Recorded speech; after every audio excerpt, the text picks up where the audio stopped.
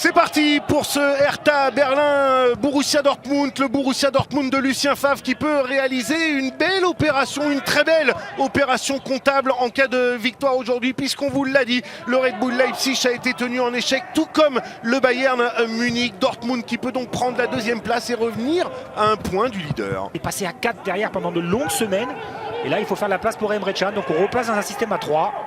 Et Luque Bacchio là qui a un bon coup à jouer, plein axe, il y a Matteo Guendouzi à gauche, la frappe puisse reprendre ce ballon. Luque Bacchio, on est déjà de l'autre côté. Cunha, la frappe de Cunha. Oh, Roman Bürki qui s'incline, la frappe soudaine de Mateusz Cunha et ça fait 1-0 pour le Hertha Berlin.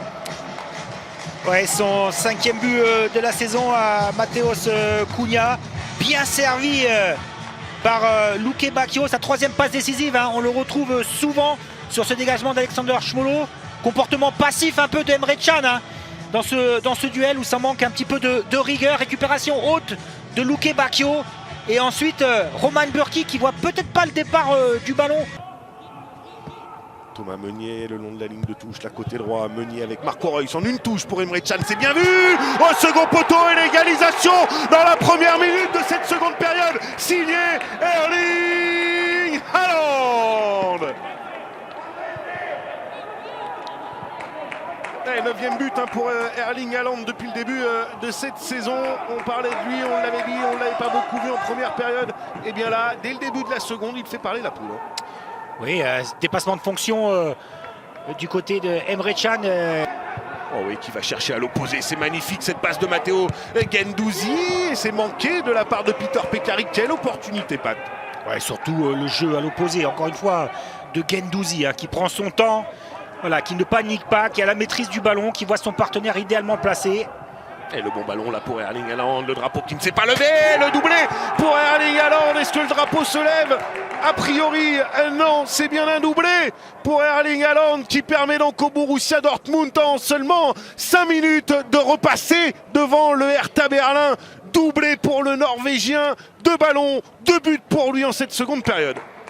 Voilà, on voit un non-alignement, Platnat, Boyata qui sont alignés face à l'Irlande. Et de mémoire, je crois qu'il y a eu 3-0 pour l'Angleterre avec un but de Jadon Sancho. Ça fait longtemps qu'il avait pu trouver le chemin des filets, Jadon Sancho. Et attention à Erling Haaland, là qui est passé, qui va aller inscrire le triplé. Erling Haaland est en train de mettre sa patte sur ce match. Il est en train d'assommer à lui tout seul le Hertha Berlin. 3 buts depuis le retour des vestiaires pour l'attaquant norvégien. Et là, on l'a, mon cher Julien, le monsieur un but par match. Ça y est, on y est. Encore une fois, perte de balle. Pour offrir une solution sur cette remise en jeu à Raphaël Guerreiro. Erling Haaland, la bonne prise de balle, il s'est mis tout de suite dans le sens du but. Marco Reus qui peut décaler Thomas Meunier. Thomas Meunier au centre pour Raphaël Guerreiro. Et ça termine au fond. La pugnacité est récompensée pour le Portugais Raphaël Guerreiro qui met ce ballon au fond et qui assure quasiment la victoire au Borussia Dortmund qui compte maintenant 3 buts d'avance sur le Hertha Berlin. Ouais, son premier but de la saison au Portugais, encore une fois un précieux relais avec Reus et le ballon mis fort devant le but. Pekarik ne peut plus intervenir, ne peut plus passer devant Raphaël Guerreiro. Un contre qui lui est favorable. On avait déjà vu un but comme ça de Raphaël Guerreiro marqué alors qu'il est en reprise. Ouais, le corner de Cunha envoyé de la tête. Matteo Guendouzi pour le second ballon. Bien joué de la part de Matteo Guendouzi. Il y a eu un coup de sifflet. Penalty. Faute de Akanji sur Guendouzi. Oh, et 6e but pour Mateusz Cunha depuis le début de la saison. Mateusz Cunha qui relance quelque peu cette partie. Plus que 2 buts d'écart entre le Hertha Berlin et Dortmund. Doublé pour le Brésilien. Cunha 2. Il y a aussi un but de Guerreiro. Et ça fait du coup 4-2 pour Dortmund. Erling Haaland.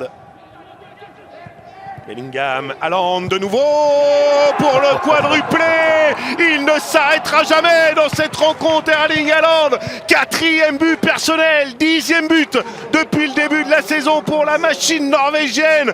Erling Haaland qui arrache le sourire à Lucien Favre et ça aussi, c'est une performance. Lecture labiale chez Bruno Labia. Das gibt's doch nicht. C'est pas possible. Mais si, effectivement, l'engagement prise de balle réussie par Reina.